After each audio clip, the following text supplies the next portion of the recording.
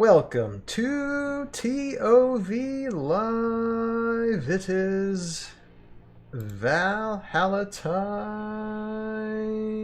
Welcome everybody to the ToV podcast, ToV Live. I am Ryan, Tales of Valhalla, and with me tonight we have Jason, Rocket Robotics. We have Jeremy, the Elysium Cullet, and Sir Joe Crazy is just going to be joining us in a minute.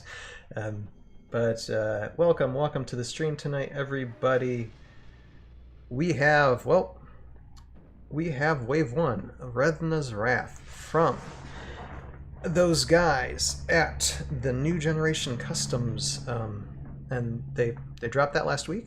And they've been making updates as they've been going, and we're going to go through those cards tonight for you and give our thoughts on them in a moment. And Joe moment. Hello, Lex. Yeah, that's it, Lex. How you doing tonight, Lex? Good to see you there in the chat. Here, hold on a second. And we've had a few hiccups getting started tonight. Nothing to do with the technology, everything to do with us people. So just give us a moment to collect our thoughts. And so, yes, we'll be going through that stuff through New Generation Customs, and that's about it. I do have things to talk about near the end of the stream when it comes to Tales of Valhalla, the Aftermath Chronicles itself. I have official premiere dates, which will be happening really soon, so we're going to talk about those, as well as a couple comments from the audience from the last stream. So, but before that, and Lex says, good, I thought I'd tune in. Glad to hear the tech side is going smooth. Yes, I had my internet updated, and everything should be fine now. And let's see, hold on a second. Of course, this happens while I'm on a stream. Okay, no, I thought someone was talking to me on Discord, but that is not the case, so I'm just going to ignore from now on. And we are going to get to these cards in a second. I'm buying Joe as much time as possible. This is what I'm trying to do here. But I can only go for so long. One thing I do want to mention, though, is, and I think for those of you who don't know, Heroscapers.com has been down for, I think, a number of weeks now, hasn't it been? Since about end of 5/18-ish, sometime in that range, Something maybe a little bit before that. Yep. The first post of what's going on was on 5/19/2023. Right. So, yeah. Yeah, I thought I'd just give that a mention that, yes, that hinders the community a little bit, but I know they're working hard to fix that, and hopefully we'll have Heroscapers.com back on really soon. Let's see here. Lex says they are talking to you. They're asking how to chat here on Discord. What are you talking about? Through what? Okay, maybe I need to look at Discord. Just give me a second. I'm gonna look on Discord here and see what's going on. I'm not exactly sure where the chatting is going on. Is that on New Generation Customs, Lex? I'm trying to bring that up. Here, hold on a second.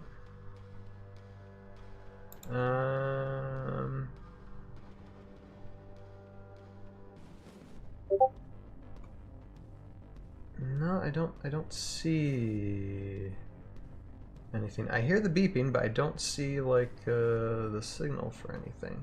No, on my Discord. Ah, okay. Wait a minute. Got it. All right. Ah, okay. Oh, that's my buddy Sean. Okay, gotcha. All right. Yeah, Sean. If you're on Twitch, yeah, that's Twitch. It's technically not Discord. I think Sean, okay, you're on Twitch yet. Sean, you'll be able to join the ToV live chat when I give you permission to. My no, that's mean.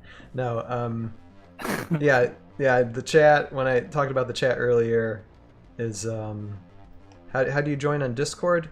Well, it would mean that I'd have to invite you to the private server, and I probably don't have your name on it, and that takes a little bit of work to do. And since I'm on a live podcast, I can't do that at the moment. But definitely when it comes to the premiere times, because this who I'm talking to right now is the voice of Sergeant Drake Alexander for Tales of How: The Aftermath Chronicles, by the way. For the premieres, I'm definitely going to have you on, and you're definitely going to be able to chat. But if you got anything to talk about and say, just type it on the Twitch, because we can read the chats there on through Twitch. All right. So I hope that settles the issue, and let's continue.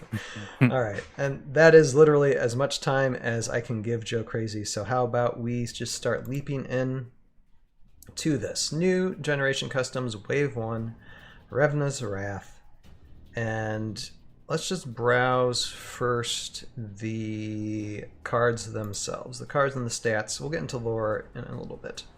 But first, let's do cards, and I'm going to start at the very beginning here. First one. Yeah, Spark, right on. Yeah, thank you, Sean. I know you're a good buddy. You're a good friend. That's cool that both live chats came through. I had no idea there was that interaction. Oh yeah, because Lex is speaking on YouTube, and Sparik, Sean, is speaking through Twitch. Yeah, I can read both Twitch and YouTube chats. That's one good thing that I have with what is it? What do I have? I have yeah, Restream. Restream does a good job with that. So that's what I have. All right. So let's start with the first miniature here, and there's so much to talk about. Sean says I have a bad reputation to upkeep. Yes. Well, I'm sure we'll talk more about that later. Or, I mean, in another stream. The Book of Three Eyes Brink is the first miniature here, and there's so much to cover when it comes to New Generation Customs. I don't even know if we're going to be able to cover it all tonight, but the things that just stand out to us the most, I think, is what we're going to talk about first. I mean, and I will say this, I love the lore side of this. Not only is there like a Thorman's Journal like entry for this wave, but there's also like lore information on the characters themselves. That's just a really interesting thing to get you hooked into these characters and what these guys are creating. And you can download as PDF, PNG. And Lex, is this the cards themselves? I believe it's the cards themselves. I'm pretty sure. And they also have an option for what is this? Oh, for whatever miniature you can get. But okay, Three Eyes Brink. So this is from Einar. Let's see here. And Lex says there are more journals coming out that will build the story into Wave 2 as well. Awesome. Awesome. So good story behind this. Okay, 85 points. This is a pirate, so the first miniature is a pirate. And Lex says yes, and there's a bio on the card back in the PDF. Oh, that's cool. So Lex, is what you're saying, there's no like simple back end card where it just shows like the move, range, and attack and defense. There's actually lore in the back of the card instead of, I was gonna say just yeah, the card stats themselves. They omitted the basic. Okay. Yeah, the basic. That's it. Game. Yeah, the basic side. Yeah. All right. Fair enough. Which is fair. I mean, I think that's the ongoing joke. No one uses basic anyway. Yeah, there are no basic side sets. When if you want to use basic, all you have to do is not use the special abilities really. And there you go. There's your basic right there. Pretty much. But so we got a Solberg who's a pirate. There's a full shot of the mini and a bio. Okay, cool. So if I wait a minute, if I click on it, no, that doesn't do anything. Well, actually, no, yes, no, yes. Okay. If you click on it, it should give you a nice larger view of the It's card. Basically the same view. so I'll just stick to this one. Let's see. I'm just looking at this real quick. And the one thing I like about they put on the bottom here is to what this miniature synergizes with. They added this on because they didn't have this initially on the website. So they already have synergies down here. They have opportunity for people to submit a FAQ or an FAQ. So that's very nice. Let's see, 4 life, range 6, not bad. Defense 3. Run and gun after attacking normally. Oh, nice. So that's literal run and gun, okay. After attacking normally, you may move 3 eyes brink up to 3 additional spaces, then you may use cybernetic swashbuckler special attack. So... Okay, so this basically both special abilities fall in line with each other, basically. So you pretty much can shoot somebody, then you kind of do a mini charge up to somebody else and try to slash their head off, but it can't be the same target. Right. That's fun, though. Okay. Yeah. I do... Hey. Hi, everybody. Oh, there he is. Hey, Joe. We interrupt this special program to announce someone who should have been here a long time ago. Hi, Joe. Yeah. Just cook it up to me not paying attention to the time because I was in virtual reality. But that's not okay. That's totally fine. So cybernetic swashbuckler special attack, other than the fact that it being a tongue twister that I do like saying, it's a really cool name. I'm fumbling over it, yeah. But there is nothing. I have a problem with that that power having nothing to do with cybernetic swashbuckler special attack. What is cybernetic swashbuckler about? Telling me not to be able to attack something else. Lex says Joe is back in the chat there. Okay, what was the question, Joe? I'm sorry, I interrupted you. Okay, so cybernetic swashbuckler special attack. All it tells you is that it cannot be used on a figure that Brink has previously attacked this turn. Mm-hmm. But what is it? It's pretty much a second attack. Yeah, it's a second attack. Yeah. With I know, but what is cybernetic swashbuckler special attack? Well. Range 1, attack 4 is nothing really. No, but what is special. Like a story? We're a story podcast. What is the story of it being a cybernetic swashbuckler special attack? He's a robot with some sort of melee weapon. That's swashbuckler is kind of a melee sword fighting and he's a pirate terminology. So swashbuckler is another name for pirate. Yeah, Lex says his melee attack. Let's see here. Lex says 6 in one, half a dozen in the other. We went the special attack angle so that would feel like he's dancing around as part of the boarding party. The other option was to make him roll extra dice in. Imagine he's boarding a ship. He's a pirate. Yeah, sure. Yeah, swashbuckler. That's another name for a pirate for sure. And he's cybernetic, so that's just basically who he is. Yeah. I don't really see the. I think the challenge. I just think it sounds cool. Well, the challenge is, from a game design perspective, Heroscape only allows for 1 attack per character. Mm-hmm. Like, you can't have 2 ranged and 2 attack stats unless one of them is the normal set of stats and one of them is a, quote, special attack, even that special attack does nothing special. So it's kind of like what you have to do to get around a limitation of the game design of Heroscape, unless you wanted to alter the cards somehow to where you had 2 sets of attack and range values, which would be a different way of handling something similar to this. It's the type of miniature that can move through the game board pretty fast and just start hacking away at people, which sounds it's a lot of fun.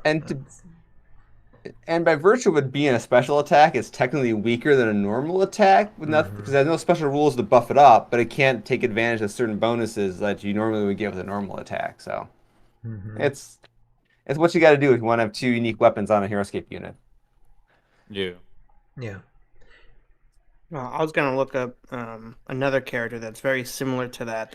I feel that has a little bit more story, but I'll get back to that later. Yeah, and so I mean, with 3 eyes, Brink also can has a range of 6, so you can fire on somebody and then just move towards somebody that you weren't adjacent to originally, and then just hack at them with a possibility. I mean, it's literally using it's the concept of killing 2 birds with 1 stone.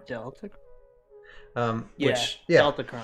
that sounds like Spark is saying kind of like a dual wielding attack ability. Yeah, like fire. Yeah, like instead of wait then fire, you fire and run. So Right, because slash and shoot special attack on Deltacron, which is a VC unit, is a ranged special attack special. It says choose any figure that is engaged with Deltacron to attack, and then roll 5 attack dice. If Deltacron is not engaged after an attack, you may choose a figure within 4 spaces of Deltacron to attack and roll 3 attack dice. That's So interesting.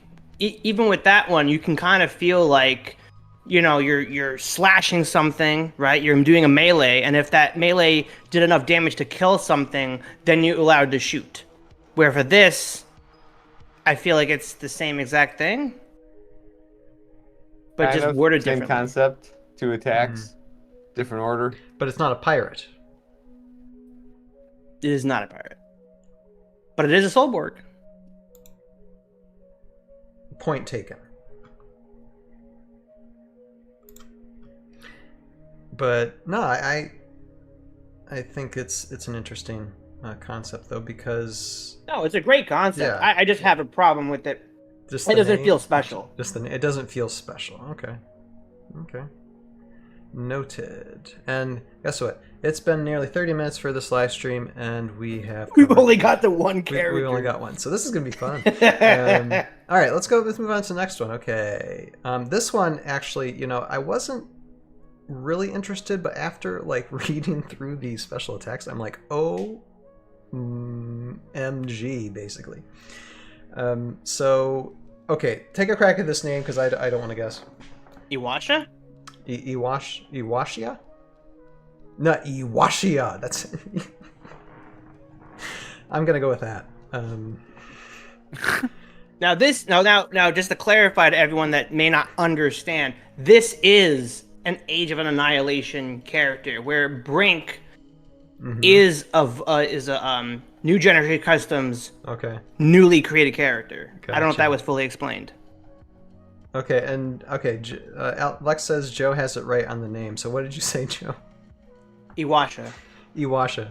Okay, I like my name better, but you know, Iwashia? Iwashi. You have to pronounce every single vowel in the name. Well, it's wash because you know we're dealing with water here.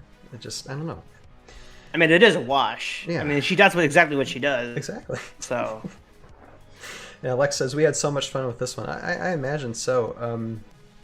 Just the oceanic Geysers mastery. is very interesting. Yeah, well, the oceanic mastery and just in itself, it's like, I mean, let me just read you what Iwasha. How did you say it? I'm sorry. Oh my goodness, me and names. Iwasha, you had it. Okay, Iwasha does not have. All right, to everyone stop say her it all movement. together now. 3, 2, 1. Iwasha. Iwasha. I didn't hear everybody. No, you didn't hear YouTube anybody. chat. Everyone say it at the same time. 3, 2, 1. Iwasha. Iwasha. Iwasha. Class. The teacher is speaking. All right. Anyway, all right. So, oceanic mastery, Iwashia. Now, did I say it wrong or did I say it right again? You did say it wrong. Okay. You had that I sound in there. at the I'm end. just You going don't to need say that, E apparently. from now on. E does not have to stop her movement when entering a water space. While E is on a clear water space, she has no visible hit zone and rolls 1 additional attack die and defense die. So basically rules the water. Because there's not many miniatures out there who have much water advantages. The Vipers. Yeah, the Just like Vipers are one, yes. And Yeah, actually, if I scroll there down just to... isn't enough out there, and I feel like there should be, because a lot of the competitive maps that we play in nowadays there's not much doesn't to do. have a lot of water. Yeah. Water is not a primarily used tile. Lex says, I said it, trust me. And so I feel like introducing more water-like characters, especially this one, because she brings more water to the table literally, is an incredible feat. The problem I have with this figure is that I assume that you're only using the geyser 3 times. That's it. You get it 3 times. Three Done. normal water tires. Okay, 3 normal water tires. Well, if it's it's a pretty powerful attack, isn't it? It's not the strongest thing in the world, but it is kind of like a ranged explosion Right. with a Water explosion. with a terrain effect, which I think is already game breaking and powerful. And there's not many characters that do that. It's fun. I mean, it's definitely a good leader if you want to have like the beasts, have a beast army, with the command familiar. Yeah, I want to see what they have for the list of beasts. Channa, Kita, Oneshia, beasts and Asaya, other Otar. wizards. Yeah. So some VC. That's the only other out of the Yeah. out of what we have is classic and So VC. Otar's the only one. yeah, that looks like it's a limited synergy. The only small medium beast. Yeah. It has to be a small. medium beast. All the other beasts are large. Oh, Yeah, every That's beast that we surprising. have in the game is large and huge right now. okay. So that's interesting now because now what Iwasha does, or even just the oh my god, I'm Nadal's gonna strike me from the heavens. What is the probably name of this watching faction? right It's Valorek? the Lifeborn Order. Lifeborn Order. Well, Yes, Oh, thank you. Lifeborn Order. Oh, That's okay, it. Lifeborn Yep. Order. The Dryan Lifeborn Order. Yeah, Dryans. Dryan's So- right there. Yeah. Now with these being introduced, the familiars, the Dryans, it opens the door to bring in more small and medium beasts, more Yeah. familiars, and I think we could have something really special here for the future. Right. I think this would be really cool. I just want to see what happens. We have to play with these characters and really see what they can do, For because sure. I don't think any of this right now is powerful enough to go up against anything that you would be in a tournament. All this right now feels like this is a really fun thing to do. Let's see what it does. Let's see here. The Dryan Lifeborn Order was supposed to be wizard, and then familiars Right. was going to fill up the lack of an army. Because I think, was it Dadscaper? Dadscaper designed the Dryan Lifeborn Order. He said that it's like Yeah. you pick one wizard based on circumstances, and then you And then pick just take a like, bunch of handful familiars. beasts. Yeah, and then Yeah. that's how you roll your army. But since we didn't get all the wizards, I think we got 2 of the beasts before they had to shut down the program. Mm-hmm. And then we got a few of the wizards, so we didn't get everyone. So this is like filling in that hole, the characters that we didn't get, even though we know they were going to come out. Yeah, I think we need to see more waves with NGC, and more waves will probably bring out. And Make see it here, work more. And Lex is saying in the chat. Lex is saying a lot of things in the chat. Let's see here. Lex says she's a lot of he's fun. got to be here. Yeah. Let's see here. Her power is in part modeled after the water elemental. I can see that. She's a lot of fun with the kind of units Retalk she plays with. Beasts thankfully say small or medium because one of the AOA wizards jokes, or I'd say it must be yokes with 2 beasts. Or bonds with 2 beasts. Okay, bonds with 2 beasts. I got it. Mm-hmm. There's 2 really cool familiars coming in wave 2. There you go. And I believe a wizard. Okay, so see, they're already planning for wave 2. So yeah, I think we need I to see feel like the additional waves. wizards. Go ahead, Ryan. Sorry. No, we need to see additional waves. That's what I'm saying. No, that's exactly it. We have to wait and see how strong they can get, because I think, like any army, your Mistress of the Tides can only be as powerful as what familiars you bring. Yeah. And so familiars are still a very new thing to Heroscape. So we got to make some familiars to power up these wizards. And Yeah, of they only course- got to release 2 in Yeah. the compendium. So we definitely have a lot more space for familiar concepts. And you know what's interesting about this, guys?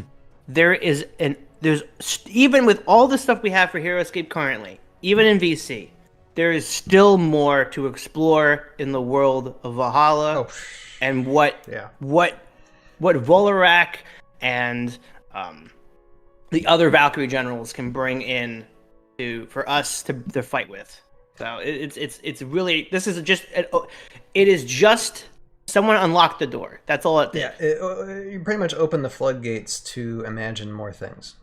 Exactly. Imagine to create more things. Even if Age of Annihilation did succeed in its crowdfunding campaign, you would still, I think, have people creating people VC started miniatures inventing of these of these different generals, no matter what. Oh yeah. Yeah, absolutely. Yeah, it would have been one way or another.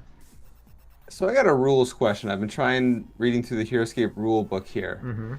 So when she's on the water and has no visible hit location, she's invulnerable, correct? No, it's melee attacks. So the Yeah, no hit visible zone. hit zones means Yeah. that She can't. range can't Where's attack that in the her. rule book?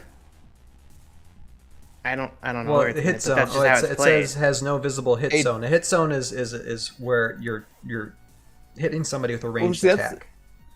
That's what I'm looking for, because it's like by definition of the rules you have to have range and line of sight. Range of 1 can only attack a figure only from an adjacent space, and you still got to meet line of sight requirements even if you're adjacent to it, as far as I can tell. So, I've read so you're saying it's just really hard to hit her, maybe? I think it may be impossible to hit her the way the rules are written, unless... I mean, it's entirely possible where people play range 1 melee don't need line of sight, because in most games you don't, but... Right, yeah. I think that's... Because I point. don't think there's any other way to write that, and I'm trying to think of a character already in our midst that has that exact same thing written about no visible hit zone. Oh, the Kita agents have something about that, right?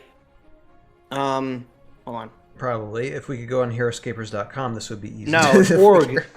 .org. You can go there and find information.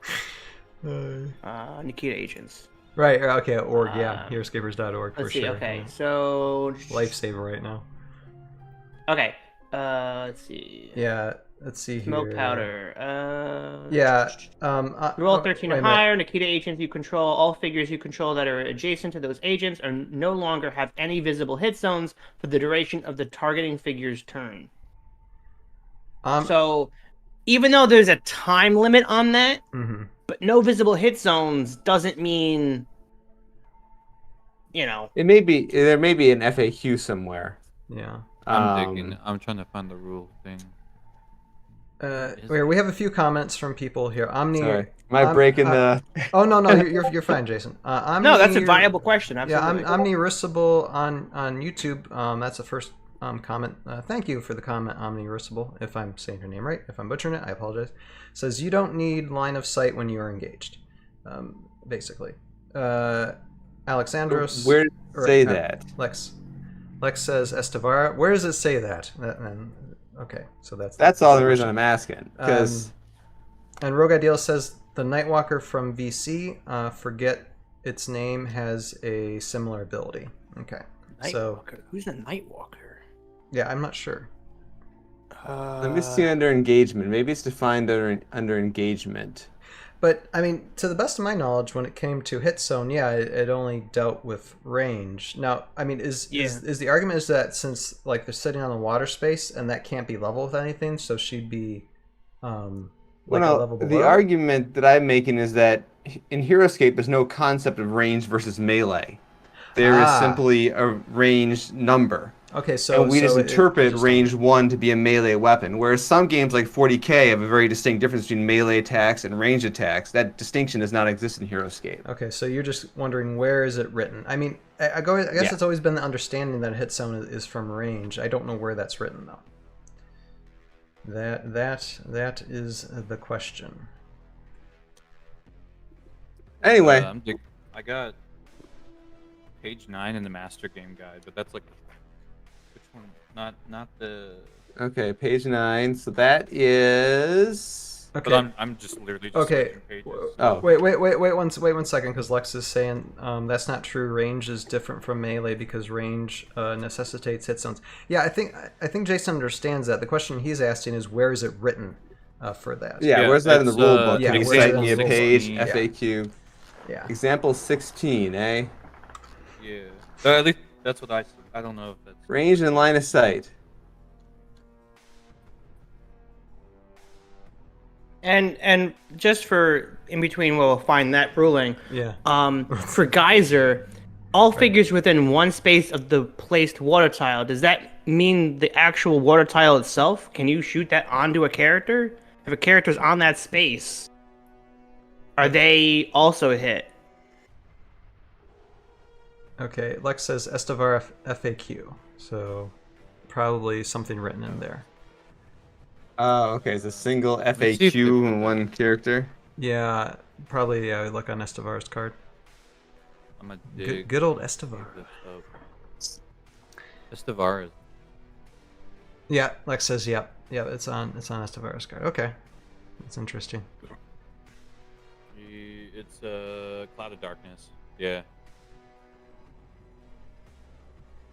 Let's see here, and Lex says rulings and clarifications. Cloud of Darkness. If Estevar's Cloud of Darkness power has been activated, she may not be targeted by any attacks or powers that require a visible hit zone. Okay, so yeah, adjacent figures do So not it's require all visible ranged, hit zones yeah. to attack one another. Yep. Okay. Yep. There it is. So shall it be written. So shall it be done. All right. Now so you're 40 minutes into the stream, and we're down 2 cards. Let's move on. All right. The Book of Takala Titan. I like how they have the Book of. So like all these are books based from Heroscapers.com. That's lovely. Takala Keep Titan. the trend going. Keep the trend going. Takala Titan. Now I saw, and I know I saw Rogue Idealist in the chat there. I saw Rogue Idealist paint this miniature in one of his streams, which was kind of cool. This guy is I think this is the best looking model I've seen in a long time. and it's an insect. It's an insect. Oh,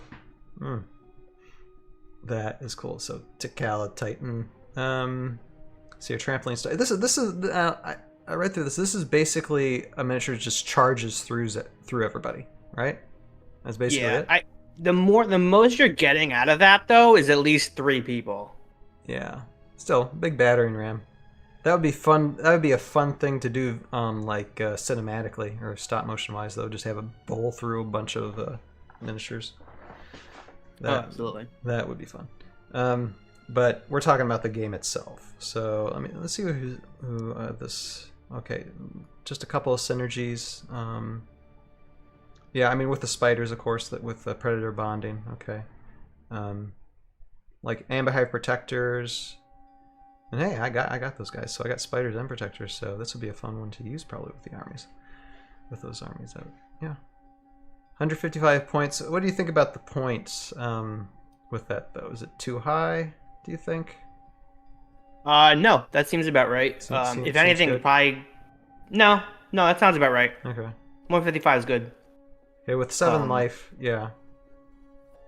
Yeah, 4 defense is really tough. I just like it how like long strides it just can move through small medium. Let's like, okay, I'm just gonna step over you. I'm going to I mean, there's you. been a couple characters already in VC that have that. Yeah. Breach and I think what the other the dragon that has it. Not dragon. Karen took.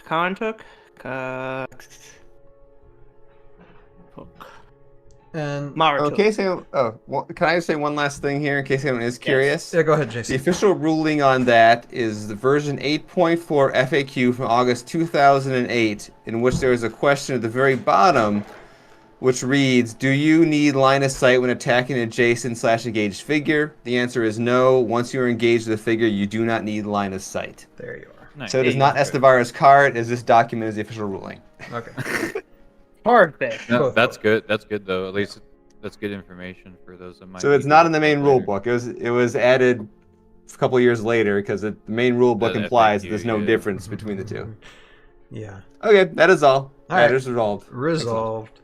And Lex says, but the yes was to Joe's question. You can put a water tile in a space a figure occupies. So that answers your question, Joe. Mm-hmm. Cool.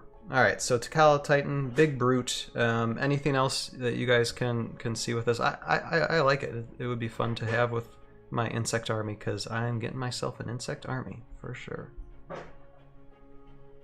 Anything No, I else? mean it's perfect because it's got an attack for small minion characters, the commons, and then you have an ability for the big brooding characters to go up against. So Yeah, it looks. it's honestly a really solid card. And This is probably definitely my favorite out of the whole group. right, and obviously there's lore and stuff that we talk about, but it's probably not going to be this stream. Like we'll go through each card, or and stats individually, like we do with Classicscape, and create a playlist from these for sure in the future. But right now we're just browsing, making our initial observations. Okay, Book of Anshu. I'm pretty sure that's how you say it. Anshu. Anshu, the Welkenai. Let's see here, we have, it's Beast, Tricky, 30 points, so it's little low points. It's not 5 points, it's not 10 points, but it is 30 points. We got Stealth Flying. Anything stands out with this one to you guys? The background of the green, I can't tell. It looks like either a jungle gym or like a pirate ship. I can't tell what's behind Anshu. I just noticed this now. Oh yeah, okay. It looks like a McDonald's playground. Yeah. Yeah, what is that? It's like a sewer pit. I don't know.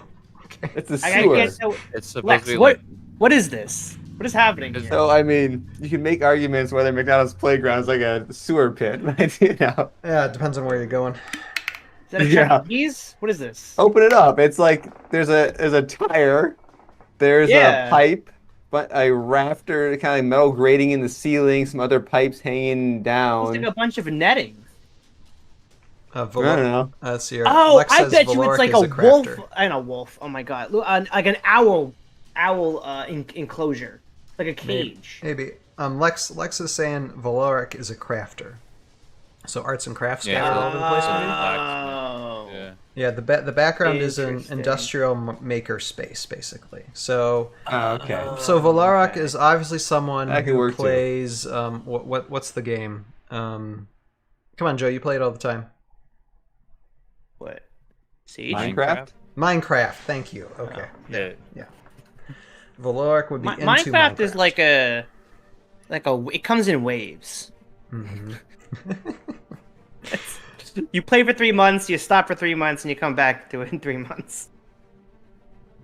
So with Future Sight, I guess this is a little bit of strategy with it, and definitely probably take an army in which you have. I mean, there is a lot of synergies with this miniature, so it's definitely one to just put in with your army, to use it to your advantage as best as possible when it comes to order markers and such. So you basically get a one-action defense boost for some of your characters. Mm-hmm.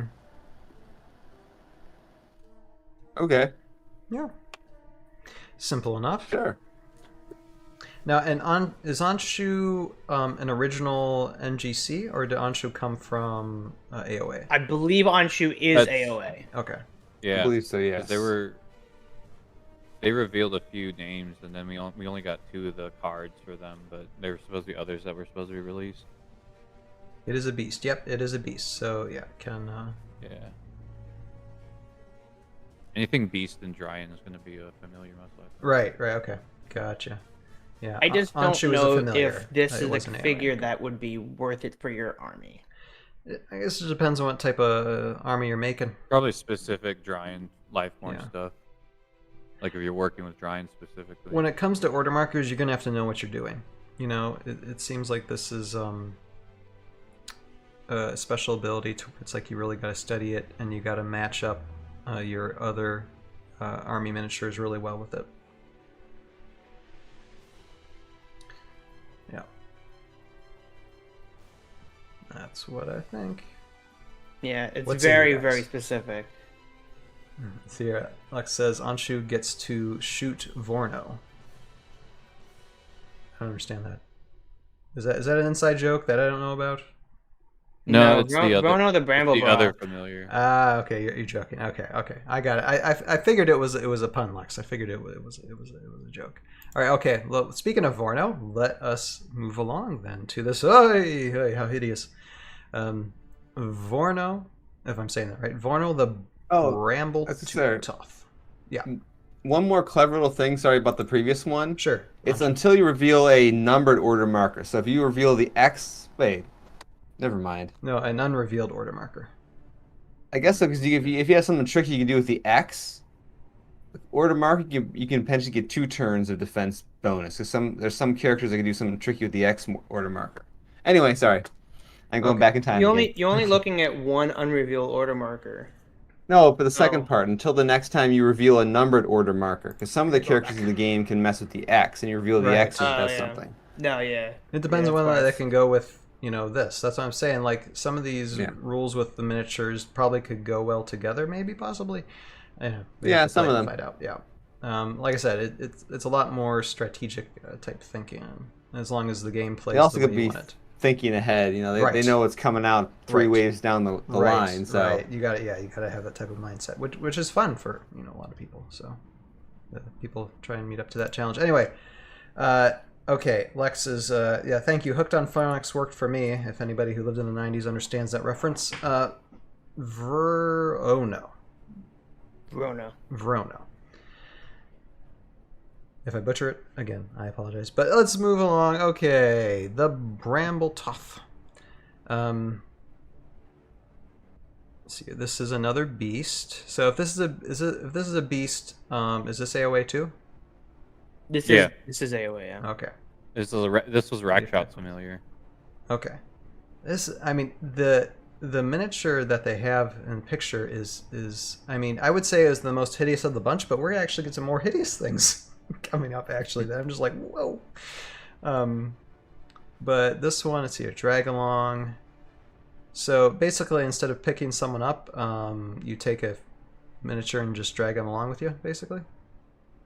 Yeah, I think it's kind of fun. That's a fun one. Yeah, that's kind of fun. They should have like a big zombie to do that type of thing. Because you could just take someone off of height, which is fun. Right. Let's see your lash out. So wounded. Now this is one miniature I didn't study hard enough, or I didn't look at. Yeah, that's fine. So you could grab somebody that's like 2 levels above you, and then drop them down next to you, and then beat them down without the defense bonus. Then. Yep. That's kind of clever little trick. So your Lex says the thing about familiars, they basically have all have small bonuses for the wizards, right? So basically, to go with wizards to boost wizards up. Anshu helps protect you from range. Verona helps you zone your opponent's figures. Most familiars aren't good attackers, right? Okay. Attack. Yeah, 3, I just don't understand the idea behind lash out. If we can try to figure this one out. Okay. It's the wounded by a friendly figure. It's so well if it's surrounded, then and it's like if you roll a skull, that figure receives a wound. So you basically can brutally take out people like miniatures surrounding you if that's the case. You're right. I'm actually but pretty why would impressed you with ever that. attack your own character? No one has ever done that. Wait a minute. Does the wizard maybe that he pairs with has the ability to assign damage to him for some reason? Okay, well just make sure none of your guys are adjacent to Vrono. So your Vrono's Lash Out helps you turn bad attacks from those with low attack values into a hazard for adjacent figures via Lash Out. Anshu can shoot Vrono for that. They're fun. Vrono, for example, is fun with arrow gruts. Sure. They bond, and their low attack values can be targeted at him. Interesting. Yeah, because he got 7 life, so we can take some hits. Oh no, absolutely. I can totally see that. I've never seen a reason to ever this is forcing you to shoot your own character. Which is an and interesting I've never strategy. seen that before. I just don't understand why. I think it's just them trying to think outside the box, probably. Correct me if I'm wrong, Lex. Because, like, for just to try me, like, something I would different. take Deathwalker 9000, use Explosion, blast people, and then accidentally, quote unquote, accidentally, get Bramblebroth only to lash out even more.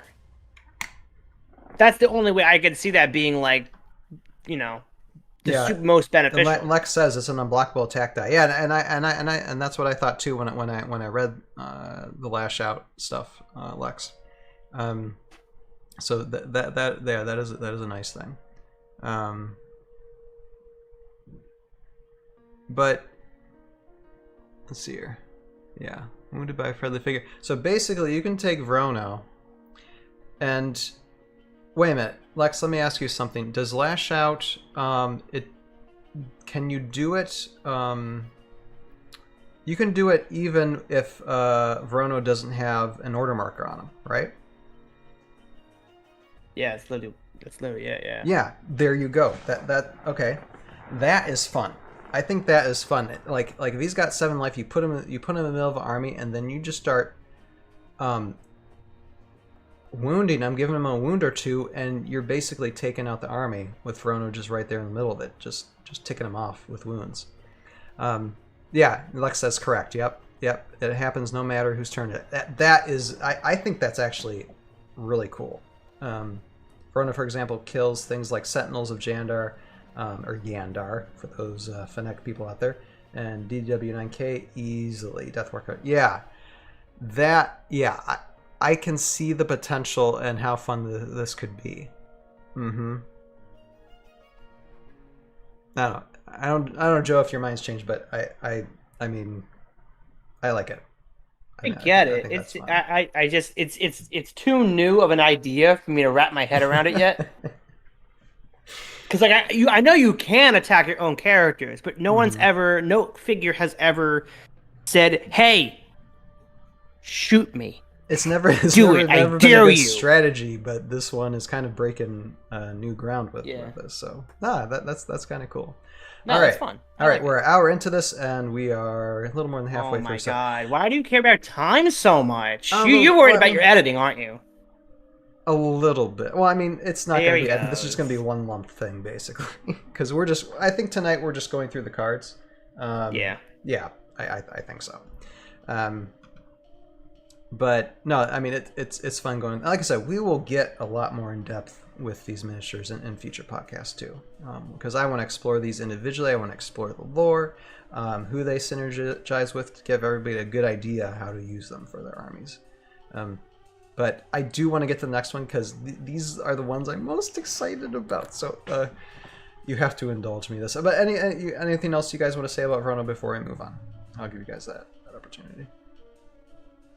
Nope.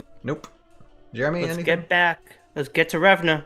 Rev those engines. Okay, here we go. Oathbound Phalanx, and I don't know how. First off, I'm going to say, like, aesthetically, I don't know how they were able to make miniatures that were more horrifying than what AOA had, but they accomplished it. These, I mean, they're just I'm just looking at it. It creeps me out. This is actually more terrifying. Yeah, it absolutely creeps me out. Oh, I want these things.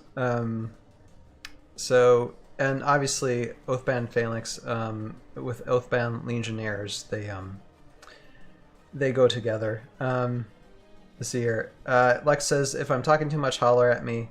But these were really tricky. We went through a lot of internal discussion, divisions to make this work. This and Vrono are definitely units you want to try out first. Excited for y'all to get your kit. Yeah, Lex. Yeah, if these are coming with the kit, yeah, oh my gosh. Yeah, this is definitely a challenge. But I mean, these guys like Oathbound Phalanx. Okay, tactical formation. I love. I mean, I can't wait to use these things. I meant revisions. Okay, sorry. Okay. Discussion to make this work. Yeah, of course. I know, and I know you guys have gone through a lot of thought and process in such a short amount of time.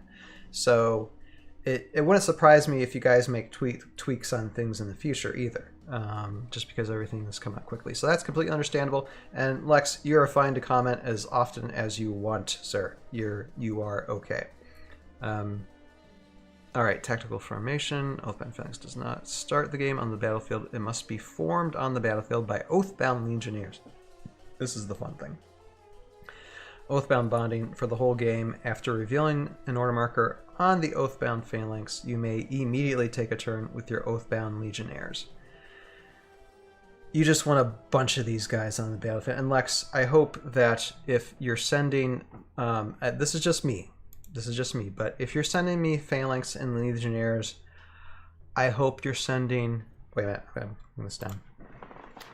I hope you're sending more than just one of each, like one squad, one miniature. I hope you're sending more. I mean, I know you're probably limited in your stuff, but I mean, just the boyish part of me is like, I want more than just one. Okay, that's just me saying. Okay, you don't have to do it, but I'm just saying it would please me to no end if I got like 2 or 3. At least of unfortunately, these are unique squads and unique heroes of the Legionnaires. Yeah, you're right. You can't. Which to me doesn't make any sense. I know Age of Annihilation, everything was going to be unique. I get it. Right.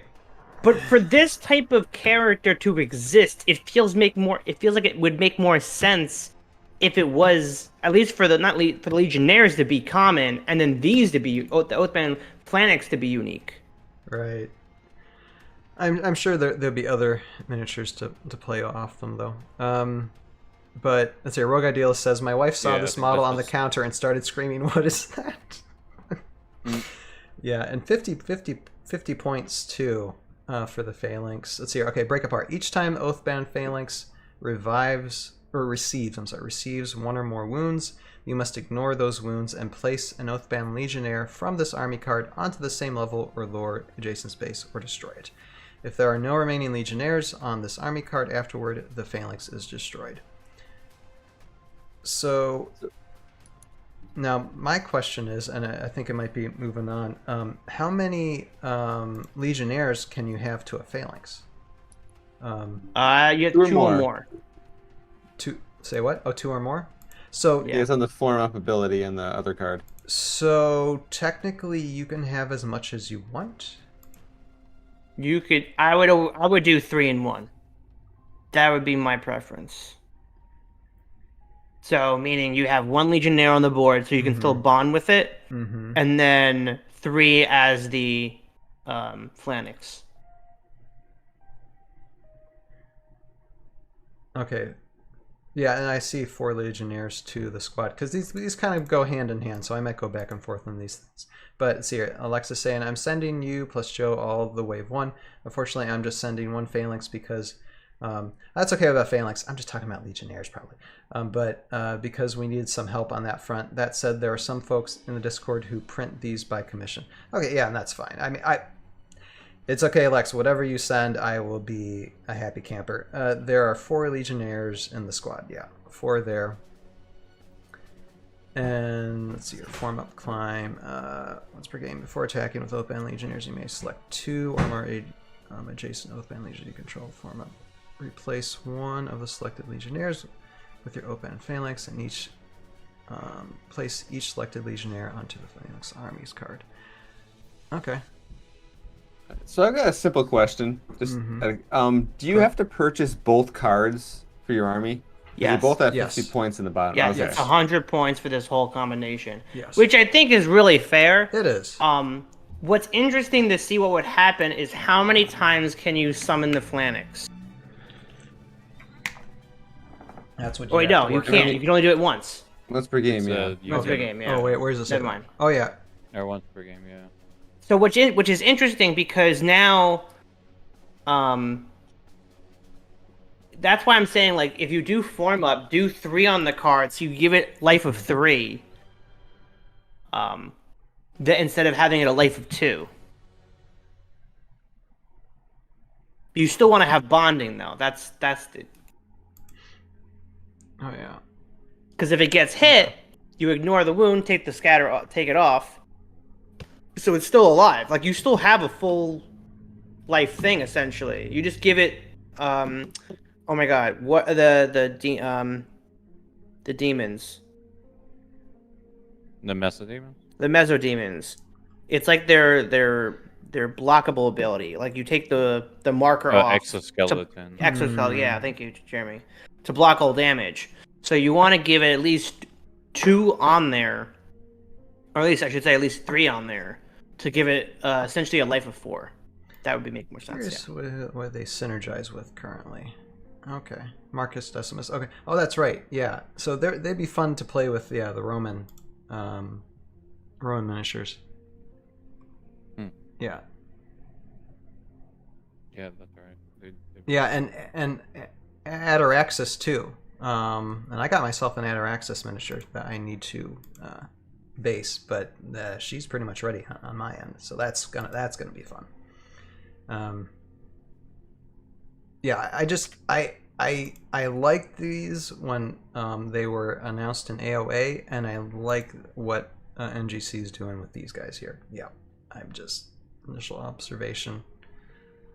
Oh, And I don't know if you guys noticed this, but to me the numbers are not adding up. When it comes to How many eyes are on the Phalanx, opposed to how many figures are on each Legionnaire? see, I'm trying to do my best. 3, To I'm 6, counting 9. 20 eyes in the phalanx, right? And then there's only 12 combined One, for two, three, for the whole Legionnaires. That's what I'm It's a- saying. It's it's a like mutation. how many can? Eh. Yeah, they mutate into a big ball. I don't know. Yeah. It's creepy that It- way. Bug science. Because Bug I'm sure they'll all be like, Joe, we just physically couldn't do 12 into a ball because doesn't 12 doesn't make a lot of sense. We had to do more. But I don't even think like the original models too. If you look at the original Yeah, idea no, they yeah. had for the I phalanx, actually had to go look that up. Yeah, it looks like it's a lot more too. I think that's I conceptually. think the original they meant model that. only had 4 bugs, individual bugs, and it had the giant. No, thing, it was so- still grouping for each Legionnaire. Was it? It was still grouping. Okay. Yeah, these are definitely Actually, the ones I look look at forward this. to the most. Though. 1, 2, using. 3. Need my bugs. Now I got a question. Oh no, there's a lot more. because these aren't insects; they're Scordire. What? Square dyers, yeah. Yeah, what is that? I'm just curious about the lore part. It's a brand new species. The bugs That- and arboreas are called score dyers. You know Okay. Queen Maladrix, our favorite, Ryan? Yeah. Squordire. Yeah, she's a score dyer. So just think of, instead of saying xenomorph, it's Squordire. We have xenomorphs in Heroscape now. Congratulations, everybody. Round of applause. Okay. Because the War Brood, those are facehuggers, so. Yeah. Lex says they're part of AOA lore. Okay. Gotcha. That's just so much to take in. That's awesome.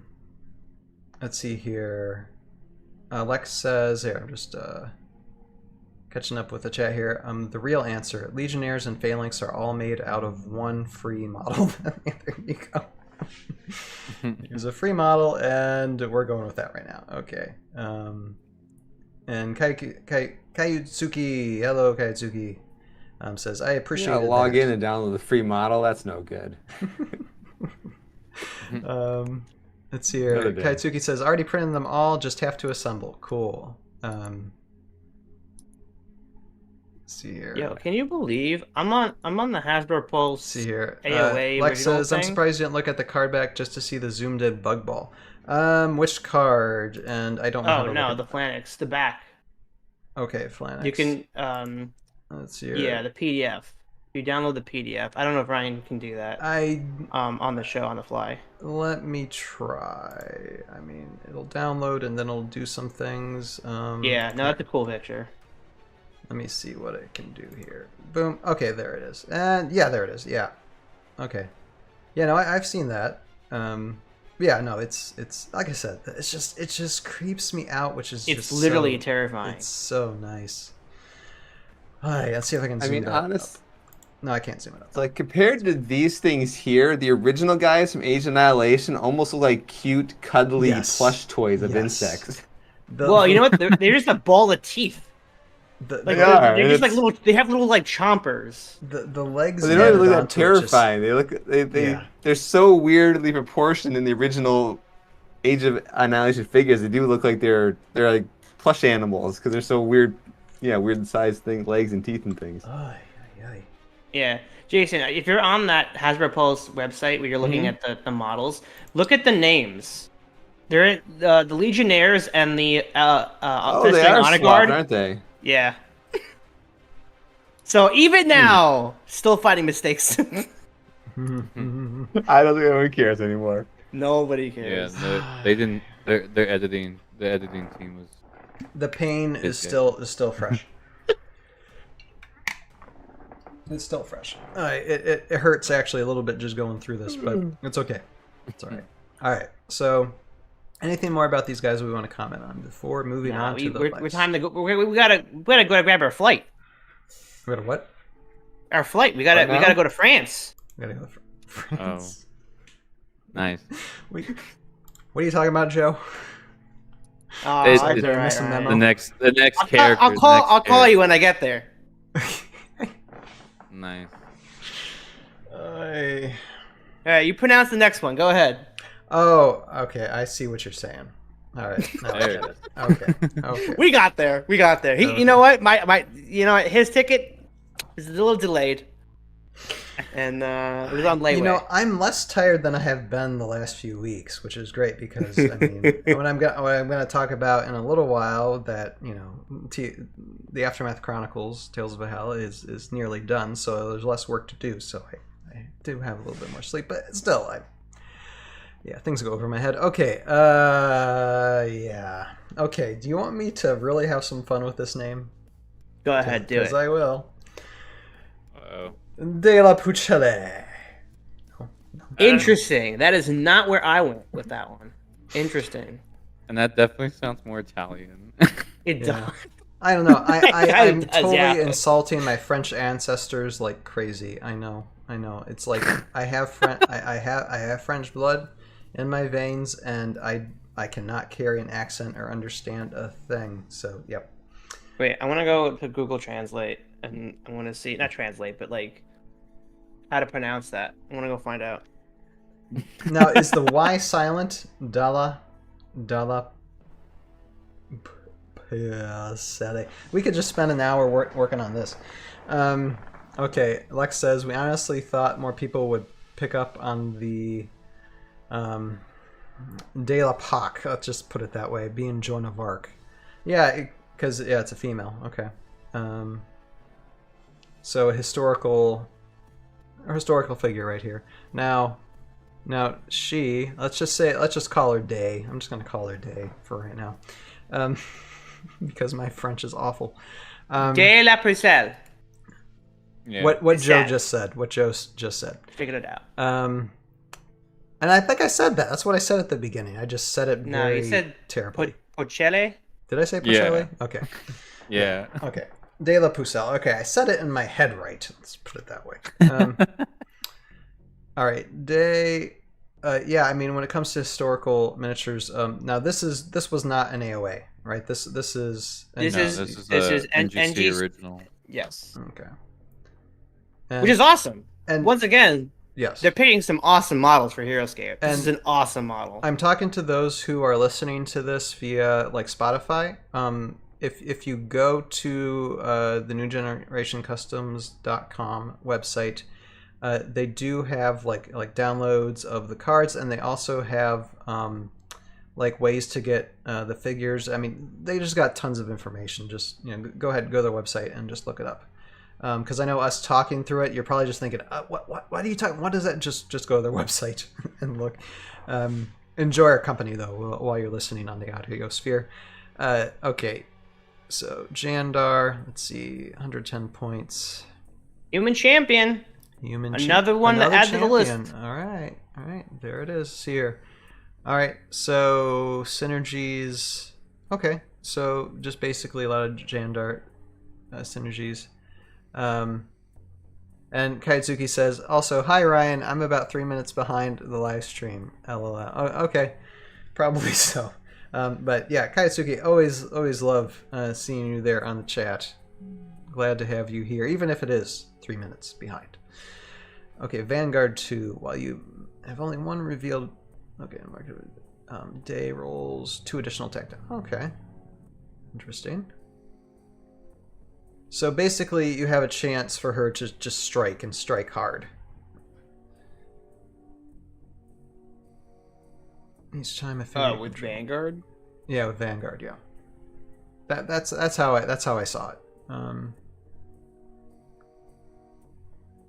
Yeah, so you essentially kind of want to have, I would assume, goodness. the number 1 order marker on her to get to achieve Vanguard. Mm-hmm. Because what's interesting, what is interesting about that is that Joe, you have to have an order marker on her. It says while you have only one revealed numbered order marker, it doesn't say it has to be on her. Wait, what? While you only have one revealed numbered order marker. It doesn't say it has to be on her. Number cell rolls to... That's how I read it, so it doesn't matter if it's on her or not. Oh. See? So if someone else reveals the order marker and bonds with her to give her an action, so you still get +2 attack. That's what I'm thinking. Okay. So this does help with the bonding. Yeah. Yes. So yeah, you can have it on the knights or the paladins or the Lex, correct me if I'm Berserk wrong, warriors. But that's what I'm thinking. Gotcha. And then you bond with her. Vanguard activates. You do the thing. Okay. Okay. I guess what that also allow you to do then is if you move her first, she can get an attack position, and whoever buddy she's bonded with then go around her, and they get protected by her resurrection bubble. Mm-hmm. Right. Yep. Salvation 11. Yep. It's a nice. Yeah. It's very nice to have with your knights. It's a nice addition to the knights, I think. Yeah. Let's see here. Lex says the third was totally new.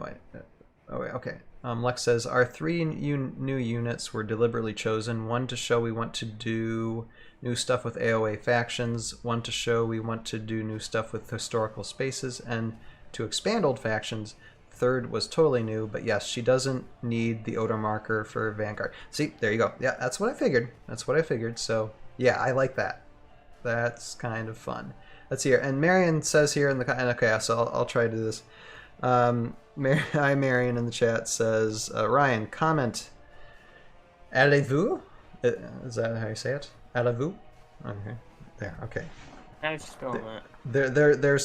There's some French for you. She spelled it as Alezvous, but I'm pretty sure that's how you pronounce it in French. But yeah, my French is pretty bad. My Spanish is definitely 100 times better than my French. Let's see here. I'm just looking at the chat real quick. Okay, yeah, we're caught up. All right, so yeah, Day, I think, yeah, it's a fun addition. Has Rogadil says, pardon my French. Yes, please pardon my French. Actually, there should be no French. Don't I have a rule that there's no French on the podcast? That is a rule, right? I think Austin Tabletop Bro kind of knows that, or I think I tell him only one French for podcast. I think sometimes something like that. Maybe possibly. Okay. I'm just looking at. Okay, Sixth Life. Sixth Life isn't bad. Well, I'm sorry. What did you say, Jeremy? No, I just got what you were saying. Not actual French. Okay. Yeah. Yes, I'm trying to be comedy, but you know. Lex says France expert. So we're talking about France now, apparently on this. So France expert here. La means the. A name solved. Okay, gotcha. Okay, yeah.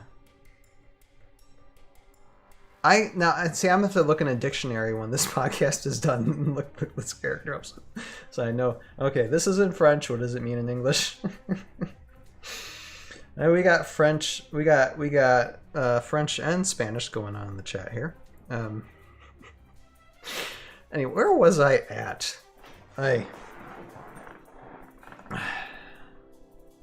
I'm totally lost now. All right. Any other thoughts about Day? Nah, she's awesome. Yeah, I think so too. I think, and overall, these waves, when it comes to Revna's Wrath, it's a really nice start. There might be things you guys might have to tweak, but I think these miniatures is a really nice start for what you guys have in mind. And not only when it comes to this wave, not only are they releasing like miniatures and cards and such, there's also a map, there's also scenarios, and I think, Joe, you've talked a little bit about those, right? Yeah. Do you want to elaborate on what you went through? I don't know if we want to read through those all tonight, but anything that stood out to you? I didn't read through the every scenario and what they do, but yeah, I mean they're legit, like as if if you got Heroscape and wanted to play a scenario, if you really enjoyed that kind of stuff, they are there. It's really cool. And it shows you how to play with the miniatures you have too with this wave. Exactly. Okay. No, that's really nice. They put it like Lex and the others, who are doing this with NGC. You guys have put a lot of time and effort, and I'm just clapping for you guys a second. Just great job with just the effort that you put into try and do the best job that you could do with this. So yeah, hats off to you guys for that. Let's see here. Lex says, I have to defend myself against Joe here. He's wrong about how obstacles go on maps. Okay. Oh, this is from your last stream. I think I listened to a little bit of that. Yeah. The order is wrong. I get it. I get what you're going with, because that's honestly like when you do build a map, okay, you do put your ruins and trees last. I get that. I build maps all the time. I get it. But in Virtual Escape, that's not how you put things on the map. There's no gravity in Virtual Escape, okay? It's like you're playing with Minecraft, okay? You're putting stuff, tiles wherever you want, and they just stay in visible space. They stay lifting up in the air. So if you put it on layer 5, trees and ruins, they'd be floating in the midair. But once again, in real life, there is gravity. I'll have to read through those scenarios sometime in the future. Okay, let's see here. Alex says, "Thank you. We're glad people like it." Yeah, I think majority of people like it. Some critiques aside. Let's see here. And my Restream IO just basically said, "Congratulations, you received 100 messages today with Restream." So apparently we've gone over 100 messages on the stream tonight. Woohoo! That's a first. Yay! That's awesome. Nice.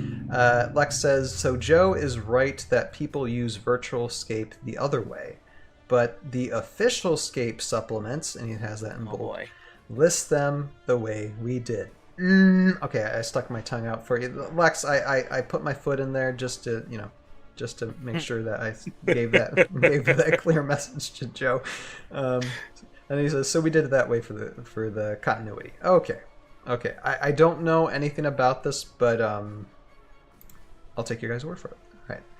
But I think that's really cool. Let's see. I just want to see this other scenario. Okay, so it's the same. So it's the same battleground setup, and it's really simple, which is nice. So you don't have anything too elaborate. So if a person's just getting started, it's just like, okay, I can buy these, hex tiles online and just use these, and these are usually pretty simple to get. It's not gonna break your back too hard. The map's perfect because it just all you need is one Rise of the Valkyrie and one Road of the Forgotten Forest. Okay, which is interesting because there's no road on the map. Right. But just the trees. Right. Those are some good trees, though. Those are some those good trees. Not those trees are the best trees. Those and I had to wash these things, and I say that because my infant son would take them and be like, nah, and they were basically indestructible like the Morrow Hive. Okay, Lex says, thanks, I have to defend myself from this Joe slander. Yeah, we're not certain that he's mind shackled or not, because we haven't seen his face tonight. I don't know. Yeah, it is funny because I haven't been trying to get the right angle on my camera, but I will say that I am wearing my Negox shirt, so. So you are Menshek. Yeah. Mm. Well, no, just Mm. I'm like tapping in today. Like I just. Nice. I don't know. I just don't know. Lex says we used the RTT FF because AOA had palm trees, but we didn't want to ask players to have Takala juggle trees. Yeah. Oh gosh. Yeah, we the get whole- that. No, that's fair. Yeah. Definitely. Yeah, the pine trees would be better. All right, I'll get my review of the cheap ones on Etsy soon. Yeah, seeing The new player $15 unfriendly. ones. Yeah. Okay, and then one other thing, I just want to gloss over really quick is that they do have like a Thorman's War Journal. So not Thorman's Journal, a Thorman's War Journal. You guys didn't do that first? We did not do that. No, we'll read into this like with our other Thorman's Journal segments in depth in the future. Right now, we're just browsing through it. No, we started with. So what you're telling me is that we're leaving this on a cliffhanger? We have to wait through at least 5 to 6 more months to get through all of the Thorman journals we already haven't read yet to get to this one. That's what you're telling me, Ryan. Yes. God. And since we're going on a God, summer I break, can't. Yeah, it'll be Ugh. probably longer. Yeah. You know what? And I will say this, Joe. Uh-huh. You were late. Okay. You know, I I already have to wait for episodes 8, 9, and 10, okay? It's been months. Well, not for long. And now you want me to wait 6 for months. the War Ooh. Journal. This is ridiculous. Well, I mean, we're gonna I'm browse outraged. through it. We're gonna browse through it and say what we like about it. Browse through it. Someone, okay, Lex. What is this? What is this? stands out Coles? to me. What do you mean browse? We're perusing. We're just glancing. We're just seeing what stands out the most because we don't have a lot of time. Or I'm trying to keep to a shorter stream tonight since it's just basically one big huge topic. But y'all are having fun, right? Okay.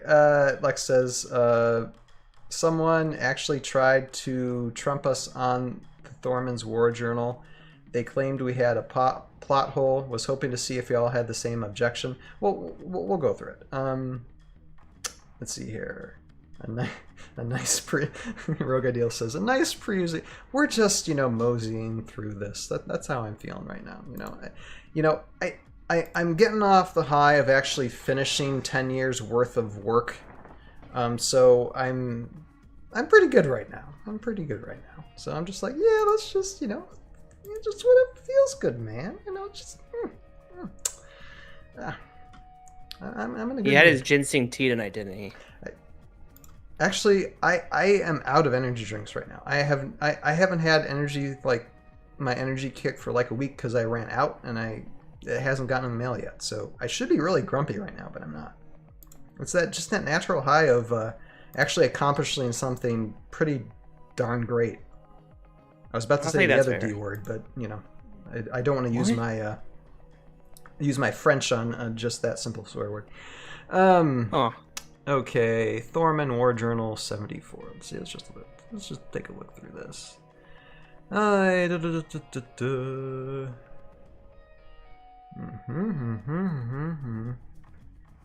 Now, of course, okay. Lex says, that said, if you guys decide you want to look at NGC lore another time, give us some heads up. Maybe we can get you an exclusive before we drop it elsewhere.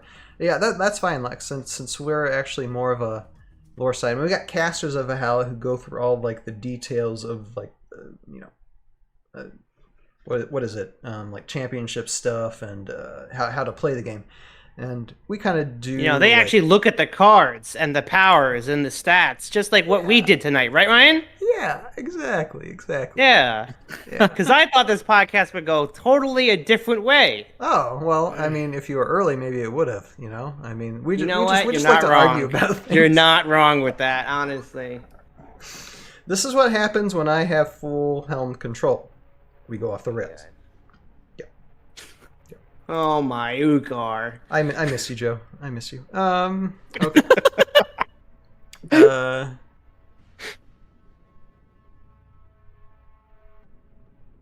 All right, this is a lot of paragraphs, though. Let me see here. Okay, so what was actually what was the disagreement in question? What paragraph was that, Lex?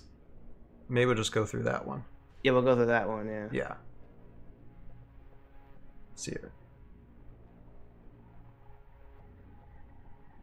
And Lex, yeah, when we go through like when you're giving me the answer, we'll go through like individual like character lore and stuff when we research through the cards, because we tend to do all that. We go through, we take one individually, we go through the stats, we go through the lore, we see what synergizes with it, how you can use it, on the battlefield, and that's its own. So we're predicting by 2029. We'll probably maybe be by near the end of VC. We're not sure, but we're looking probably at 2037. We might do 3 at a time. Who knows?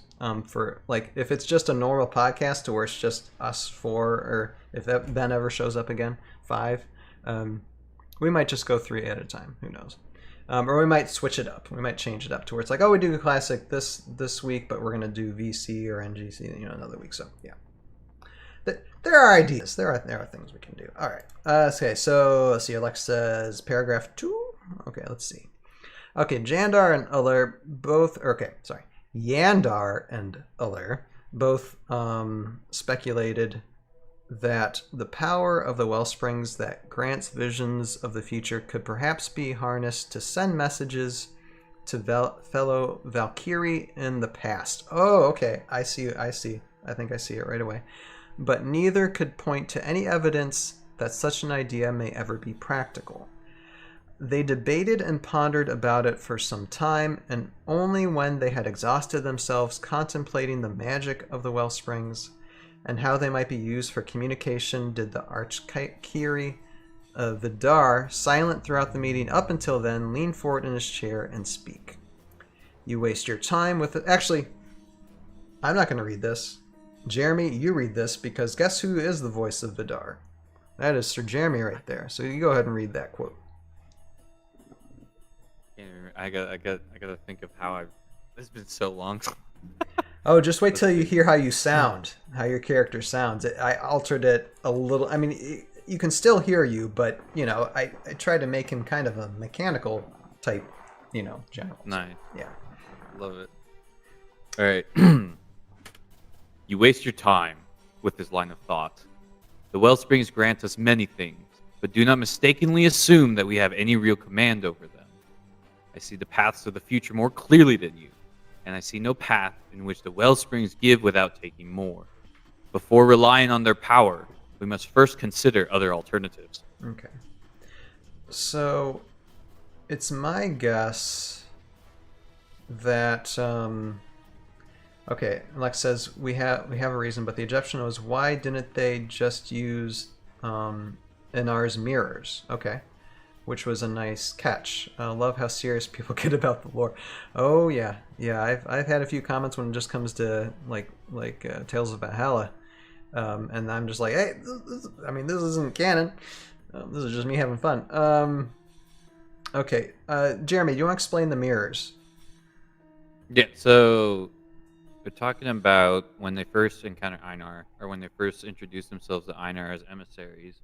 He gave them each a mirror that was supposed to go to each of the Valkyrie, and the mirrors were supposed to exist as like the Valhalla cell phones. I mean, it was just like a way to contact long distance between the Valkyries, and it was Einar's gift as entering into the alliance. He's like, hey, let's each have a mirror. And then, each person with the mirror has a magic word. They can speak the magic word, and they'll be able to contact anyone else near the mirrors. So, yeah, they have the opportunity to do a long-distance call, but, I mean, if they're doing something serious as a war council, I'd imagine the mirrors were supposed to be, like, for short-term communications, and, of course, in long-term communications, they could meet up in person. Because, I mean, this is a war we're talking about. You don't want to just rely on long-distance communication all the time. So, I don't know. I don't see it as a retcon or an issue, because it's like there are different ways to communicate in a war. Actually, I see a different issue. So I'm glad Lex brought up the issue. So, Lex, I might have another issue with this, which I'll talk about in a second. But so the mirrors are like the seeing stones in Lord of the Rings, basically. That's a good parallel. Yeah, that's a good parallel. Yeah, the Palantirs, right? see here. And Lex says Yeah. the mirrors are passworded, and those passwords are only known by Einar and Enar's maidens. It may have been general servants. Oh my goodness. Boom chicka wow wow. Okay. Oh no. Oh, we're going there.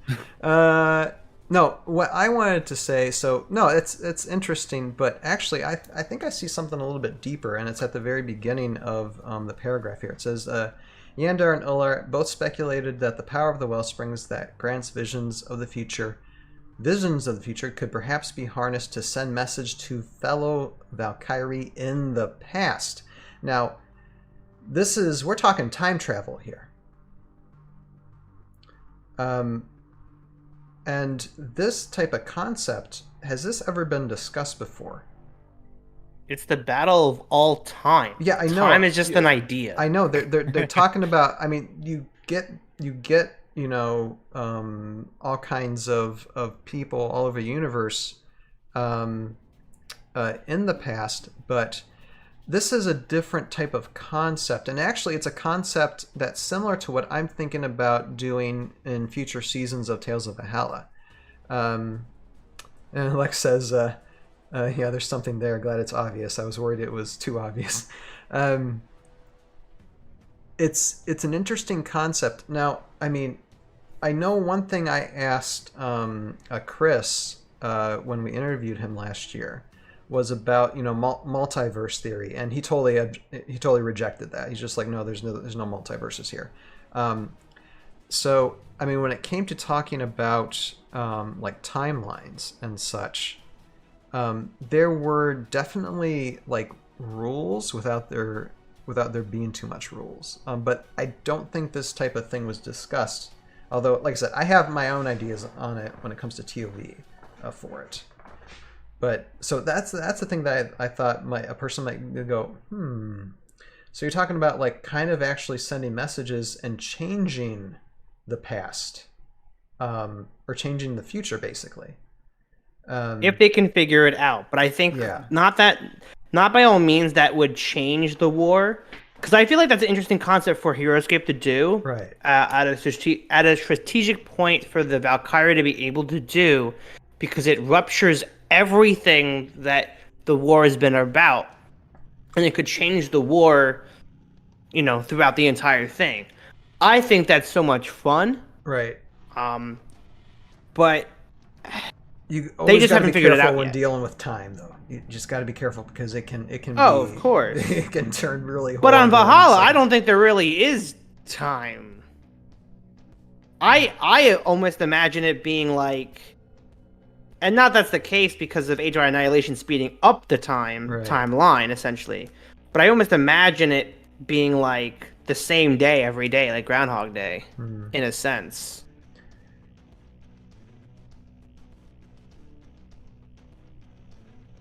Let's see Yeah, here. go ahead. The temporal things it's never really been codified, I guess you could say, in terms of like what they were allowed to manipulate. But yeah, we do know they have they've already been able to peer into the pasts of other planets, so peering into their own past doesn't seem too impossible. It's just there was never any mention of it before, so I could see it, as a speculation. That totally makes sense. They're trying to figure out ways to manipulate the wellsprings in their favor. Yeah. Is there anything in the lore that allows the wellsprings to open a portal to Valhalla itself? Has that ever happened in any way, shape, or form? Because if you allow that, you can start allowing some really story-breaking things. Like you could open a portal to like Utgar's throne room, pull him out of there, and just kill him, and story over. Yeah, no, they haven't done any like localized summons. I think the only thing that ever really changed in terms of like, aside from the Valkyrie becoming more powerful by drinking the wellsprings, there was the Sujoa, the giant bug, used to not be a giant bug. It got altered by wellspring stuff. So, but that's all we've gotten so far, like as far as localized events. And then of course, like, what was it? Some of them could heal down in the south, and then there was the one with the hive that was trying to take it over, that kind of stuff. The different rules they have with those. But yeah, nothing where they like could create a portal within their home world yet. I don't know if someone wants to do that. Here, so Lex has a couple of chats here. It says Vidar also low-key drops that he sees the future and there isn't much objection. And it's kind of cool because it kind of actually ties into the end of season 3 for my show too. When a certain general is revealed, although it's kind of obvious now who that is. Let's see, Alex says, well, they're spitballing potential ideas to each other, and presumably there's a reason they're doing that, not that Thorman knows what it is yet. Yeah, so we're talking about the generals, right? So we're talking about this lore in particular. Let's see here. Something in Carmen Chris did repeatedly say is that time in AOA is moving strangely. People don't age correctly. Yeah, right. Yeah, and having to do with... I like it how, like, in this lore, too, is that the Wellsprings... the generals kind of know that the Wellsprings aren't just there. There's something possibly sinister about them that they have their own agenda in a sense, which is kind of interesting to talk about. But yeah, so with that, anything else to say about that before we move on to comments? I think because I think that's basically as far as browsing through Wave 1. I think that's all we really want to do tonight. I mean, we're an hour and 40 minutes into the stream. That's not bad. It's not bad to discuss about it. I mean, overall, I think it's a great concept. I think it's a great start for these guys, and I look forward to see what they got in the future for sure. Anything else from you guys? No. Pretty good. All good? All right. Well, how about we get into some comments and then we can end, basically. Let's see here. Hold on. Now, and these comments are about NGC. So, NGC. That's what we did last time, too. Yep, so let's see it. It falls in line. What are they saying, Ryan? Do they love it or do they hate it? Let's see here. G Busy says, the current state of NGC reminds me of the early days of C3V and SOV, and that it wasn't received well by the broader Heroscape community. In 2011-2012, all of us were crushed by the discontinuation of Classicscape, and most people seemed to cling to what they knew instead of accepting VC and moving forward, myself included. NGC is facing a similar uphill battle, and while it may be difficult convincing the community to take the leap initially, I believe in this project and I can't wait to see it take off. Thank you to the NGC team for all the hard work you've done so far in expanding the game we all love. Yeah, I think that is a good thought from G Busy. Thank you, G Busy. And then Mark Campbell, thank you, Mark Campbell, for the comment, says, I am very interested in more terrain. Yes, I think that's one thing that we didn't see with this, right? No, Wave 3, I think they said? Wave 3, okay. Yeah, I think they did say that, okay. So yeah, that's something we just have to look forward to, yeah, that'll be fun. Let's see here. Lex says, much love for Busy. Yeah, yes, for sure. All right, so those are the comments. And let's see here. Lex says, we are also interested in more terrain. You only have to wait until Wave 3. And Lex, since you're there in the chat, let me just ask you, we might have asked this last time, but let me ask again. When do you estimate Wave 3 is going to release? That is the question. Probably not Christmas. Probably not Christmas. I would assume probably late mid next year would be my assumption. Maybe. Yeah, I'll give you guys. There's no way they're ready for. I mean, again, we don't know what the release schedule is. I don't know how often they work on this. So there's no schedule yet. Okay, that's okay. To TB. Okay, fair enough. That's fine. Yeah, Ryan's in a rush. He Ryan, you know how well you work and how fast you can get things done. You expect an entire team to get it done as fast. I need an entire team, let me tell you. All right, Rogadio says, excited for the ToV premiere.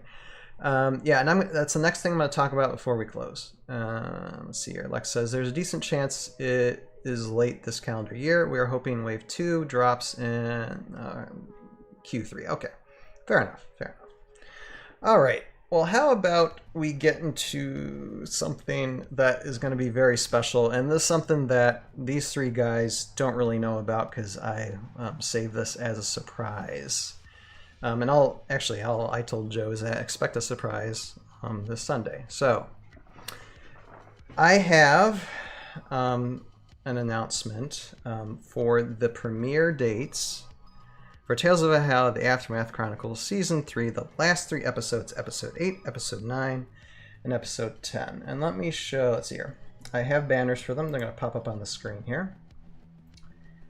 So, Episode 8, Season 3 live stream premiere will be on Wednesday, June 14th at 9:30 p.m. Mark your calendars. And let's see, Lex says, real quick, I would expect about 4 months between our releases on average. There will be less time between 2 and 3, maybe a little more between 3 and 4. Okay, that's fair enough. All right, so that's Episode 8 premiere. And you see some photos on there. Those are photos of the episode. Episode 9 premiere is June 18th, so that's Sunday, June 18th at 9:30 Eastern. And these premieres can be seen either on Twitch or on YouTube. And Episode 10 will be, and these banners, I'll be posting them via social media within the next day or two as well. And so Episode 10 will be Tuesday, June 20th at 9:30 p.m. Eastern. Lex says the lightning effect is like, the effect is like, yeah, it's let's see, let's bring it back. Yeah, that's going to be nice when that reveal happens. I don't want to say too much about it, but yeah, no, it's going to be real nice. So yeah, we have, let me just go through those again. The 14th, 18th, and the 20th. And we'll have fun. And wow, that's like Spitfire releases for TV, super cool. Yeah, well, I mean, I did spend the last nearly 7 months editing all 3 episodes because I just wanted to get them all out all at once, because I knew with the story with them, I didn't want months and months of space in between these episodes. I'd rather you have a little bit of a long wait for all 3 of them, and then just get them all out. So now, for the surprise. You guys want to see a trailer? Are you gonna stream it live for us, or do we have to wait for like the 3-minute delay? Well, here is the Probably thing. about a 30-second delay over here. Yeah, a little bit of probably delay for you guys, but I'll mute us on the stream, although we'll still be able to hear each other. I'll play it for our audience here, and on the Tales of Hell YouTube page, that trailer with all the premiere information is set to release at 11:30, so in about 13 minutes. So it will release there as well. So how about we show that, and I'll give these guys like a 30-second. So there might be a little bit of delay us coming back, but and so I'm going to post this banner up. We're not going anywhere. But I'm just going to mute things, and so give a little space of time before watching the trailer and after watching the trailer. But I'm going to show it live here first. Get ready. Let's see.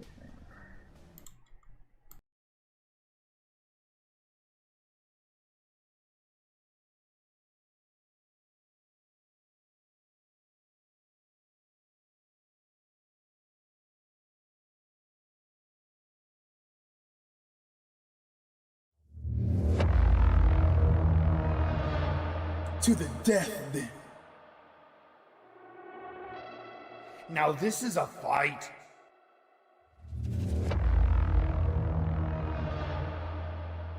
You are the only one who can save Valhalla. We have an agreement then. Yes, Korok. We agree.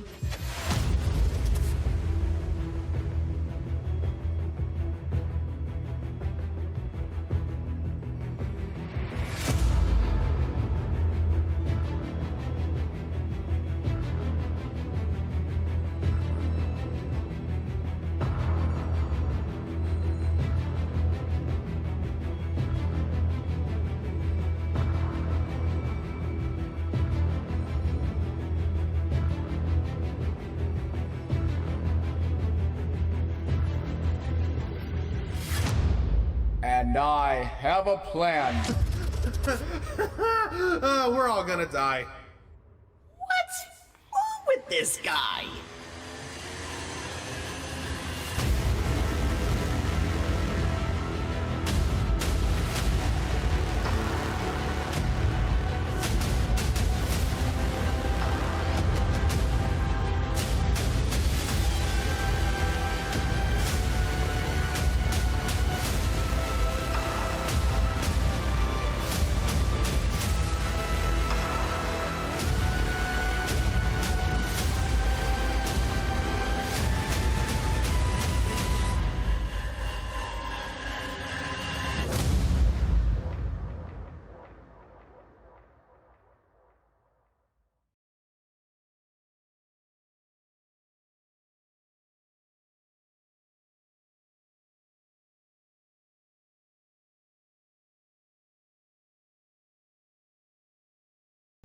All right, just getting us back online here. No big logo coming out. I didn't have that. I didn't have a lot of time setting up. It was just a You very, didn't very have a simple lot trailer. of time. No, I didn't. Did anyone else not see the incredible visuals there? I mean, it told basically the premise of the story of what's happening, what's going on, and it shows it a little bit. Roman's guarding that piece of wall, says Kayatsugi. Yeah. Maro I think out of all the effects, that Maro teleporter effect is my favorite. It's my absolute favorite to work with. I love doing it. I love animating, like visualizing how those scenes are going to be, and yeah, it's fun. He was late on time adding the logo because Joe Crazy was so late. Lex says. Yeah, no, I mean, I just wanted something kind of simple. I mean, I leave in 9 minutes when that trailer gets posted automatically on Tales of Hell YouTube. All the information will be in the description below, and there's going to be like a little banner. I did make a banner for like the screen, so when people see it. They can read it. And I'll be sharing that via social media like in the next few days as well, getting the word out there. Yes, thank you. Yeah, and this altogether, these 3 episodes, they're almost an hour long. It's almost an hour long. So you're talking about like 6 months to edit, almost an hour long. And keep in mind, for context, season 1 is an hour long. So the last 3 episodes of season 3 is about it's actually way more like visual effects content than season 1 was. Just the last 3 episodes of season 3. So yeah, that's why it took a while to make, but yeah, it's most of the episodes are nearly wrapped up. And I'll say this: my soon-to-be 5-year-old son got the first screening because he was able to see everything through a little viewfinder of my editing software, and we were just watching a nearly complete 3 episodes because I was still putting in the music. And this kiddo's 4, going on 5. His attention held nearly the whole time. Now, of course, he's seen other episodes, but I mean, he obviously doesn't know Heroscape, and he just thinks, ooh, fire and, dragons and stuff. But his attention held nearly the whole time. And there's some things that happen to characters that he's like, oh, this character. And an episode would end, he's like, what's that about that character? Like, he was engaged. So I'm like, if he is going to be engaged, then I know a lot of y'all are going to be like, ah. So yeah, it's going to be pretty satisfying getting that stuff out. So yeah, be there. And of course, there's going to be contests. We're gonna have prize giveaway drawings for all 3 episodes. So 3 prizes of Heroscape stuff, which I will talk about come first premiere on the 14th. So yeah, that is what I got to show. Hope you all like that. And I'm glad it's done. I'm glad it's done. At the same time, the journey builds you into something that you didn't you never expected when you got started.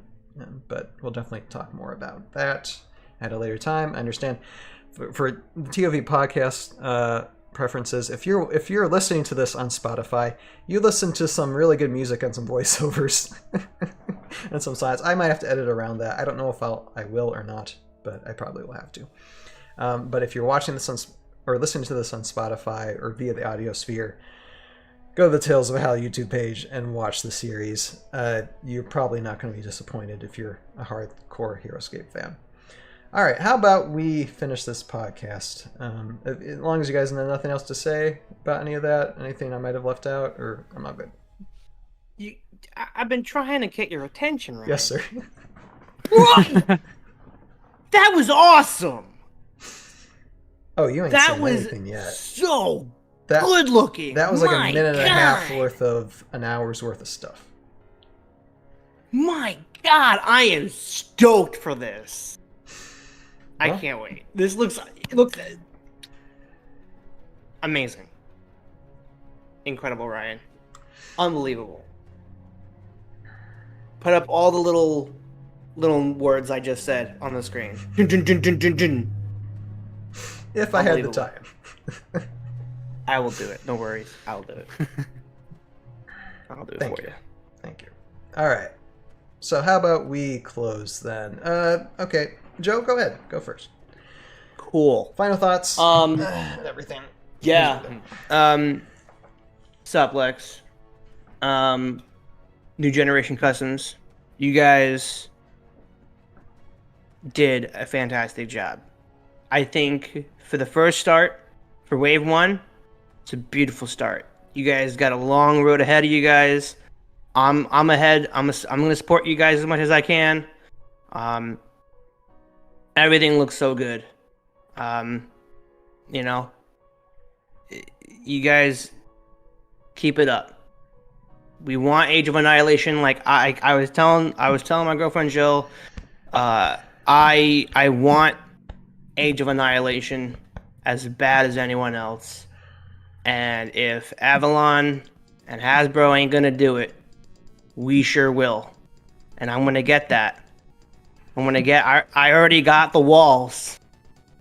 Thanks to Rolly Creations. Links to the description below for those guys too. So those 3D printer guys who sell their stuff. Yep. And I'm really happy with them. So I'm really looking forward to finally getting some hands on some units and playing the Age of Annihilation. And I was saying to Jill, I said I want that box still. I'm gonna find a way to build that box. Oh, the box. I want to build myself that box to put everything in. Yeah, it's painful. I want my own Age of Annihilation box. They gotta have boxes of those somewhere in a warehouse. They got because the fan. I think they only have one. It's the prototype. We'll find it. So I want my Vanguard edition. They don't Vanguard. They don't have any use for it now. We'll find it. Chris. But great job, Ryan. You are doing fantastic work. I cannot wait. I'm going to support you as well with these last 3 episodes. I'm going to make sure that everybody gets to know to go watch episodes 8, 9, or 10 and 10 of Tales of Valhalla, because it's going to be a banger. They're going to be banging episodes. I feel it. I know they will be. Celebrate. It's time to celebrate. So, yes, it is. Yes, it is. But thank you guys. I got a video. I have nothing out this weekend. I know it's been a long time since I've stopped doing anything, but it's for good reason. I put out a post earlier today. I'm working on my Heroscape adventure video that a lot of people are excited for. I'm going to be filming some stuff tomorrow. I had to re-record and re-edit the script that I was writing. So next week, the 9th, the weekend of the 9th, next weekend, you'll have a Heroscape adventure video. So look out for it. I'm very excited for it. So I hope you guys are as well. I'm not crazy. Don't forget it. I'm not crazy. Joe crazy. He's just mind shackled. I'm not mind shackled. I'm Hive supported. I'm a Hive supporter. All right. Nice. There you go. Hive tier 3 sub. Yes. Yes. Yes. I use my Prime. I use my Prime for it. Yep. Oh, nice. Yeah. All right, Ryan. Who's going next? Jason, go Roll the ahead. dice. I'm just making Alright. decisions here. Jason. Pick it. So one final quick question about all this, the there new we go. customs things going here. I thought with the beta cards that we saw last time, we saw some little furry woodland creatures. They weren't in the official release for Wave 1. So I wonder if they're going to be coming in future waves? Yes. Okay. Yeah, probably. Yeah. Yeah. Need a lot more familiars. Yeah, they're still playtesting a lot of stuff because on the website they still have a lot of stuff that's in the playtesting phase. Okay. Yeah. It's- Yeah, That's there's what we were different looking links, at yeah. earlier. Yeah, their website is okay. they're making it more interactive. It seems like daily because it's like I open it up every day and I'm like, oh, there's something new here. So the rabbit. Okay, that probably explains the question then. So they have the playtesting stuff, and then they have their formal. It's got release huge waves. shot. Look at the bones. Okay. Yeah. Okay. Yeah. Alrighty then. Well, that answers that question. I guess it wasn't. Anyway, that is all I have. Okay. Okay. So I'm Jason, the creator of the tabletop battlefield. I guess I got to do my outro intro, right? Got to run my mouth for a while and do my usual thing. Yeah. So if you want to check out my content, it's over at tabletopbattlefield.com or Rocco Robotics on YouTube, or also EmpireUnderSiege.com for my space combat miniatures game, Legends of Caladagia. All right. Thank you, Jason. Jeremy. All right. So yeah, a super solid start, I think, for Wave 1. It's, of course, it's nice to see the embrace of the Age of Annihilation concepts and traditions. I know, we've been able to say plenty of times, it was a very disappointing result, but it's still Heroscape. We got 30 cards from them, and they deserve to be part of the game as any of the other series, any of the other sets. Like, you know, back when everyone was mad at Dungeons and Dragons Heroscape, you know, that's still Heroscape, and Age of Annihilation is still Heroscape, and you know, we still have a chance to try these things out and mesh them into our, you know, our games and our experiences. Because, I mean, you can't have the battle of all time without literally having a battle of all time. That includes everything that's come out for the game, because it's the battle of all time. So, anyways, good stuff. I do think it's really cool to see a combination of the AOA ideas that we got names for, and general concepts, but like seeing that official take from the NGC was pretty cool, as well as the original characters that have come from the AOA ideas. You know, Three Eyes Brink being a Soulborg pirate. You know, now we have a second Soulborg pirate to test out with the Admiral. Which, I mean, the idea of Soulborg pirates being a unique AOA thing was already cool, and now seeing an additional take on that already cool concept, you know, it's just going to continue to evolve, and I think it's going to be really cool to see as time goes on. Definitely good luck with the lore, as as an individual that has worked with it for a long time. It's fun. It's very fun to unentangle. So it'll be interesting to see how this goes in terms of that direction. And yeah, keep it up. Keep up the hard work, and you know, keep sharing that work, because you know it might get intimidating, but I think there's a very strong forward movement. So cool stuff. And yeah, I was super excited as well for the ToV release. You know, Ryan's been working on this for a very long time, so it's gonna be pretty cool to see live. And I'm just gonna be like, hey, I recognize that voice at that certain point. When we get to that point, you know, yeah. When we get to that point, I'll be like, hey. But yeah, no, it's gonna be pretty cool to see this, see this all come to fruition. So, congratulations on the near release. I'll say that now. Because every day counts, every step counts. Yeah, I'm not gonna cry yet. And yeah. I'm not gonna cry. Yeah. In terms of stuff that I'm doing, so I'm actually going to be moving soon. So I've kind of put a bit of a. I'd say I'm gonna still try to do stuff, but it's nothing scheduled, unfortunately, because it's like in between working. I had to pick up more shifts this month and everything, and then I got the move coming up, and so it's like if I'm live, it's because I managed to get everything else done, if that makes sense. So nothing seriously planned yet until I can get into the new place, get set up, and I am hoping to probably start a schedule. I don't know. We'll see. My work is becoming more aware of my live. They actually let me go early today to make it to the podcast. Isn't that awesome? Well, tell them So- thank you. Yeah, Thank you- I thank think you, they are. They're Jeremy's becoming work. more comfortable with the idea that I am a content creator and I can. Hey, can I leave so I can go make videos? Yay! But it was interesting to see that today. I was like, oh hey, they let me go early. So yeah, but that's where I'm at right now. Of course, if you don't already follow me on Twitter, you can find me at @the_SLM and ask me questions there about what I do. You can bug me for lore stuff at any time there on Discord. Yeah, basically at the SLM all across the board. I'm Twitch, YouTube, that kind of stuff. So if you ever want to bug me about that stuff, feel free to do so. And yeah, that's I yield my time. Haha, remember the phrase. Thank you, sir. And I am, of course, Ryan, Tales of Valhalla, and the guy who's did this crazy amount of work to create a stop-motion adventure based off the board game Heroscape, as well as helping produce the ToV podcast, which has just an added fun bonus with these wonderful guys here and all the guests that we've had on.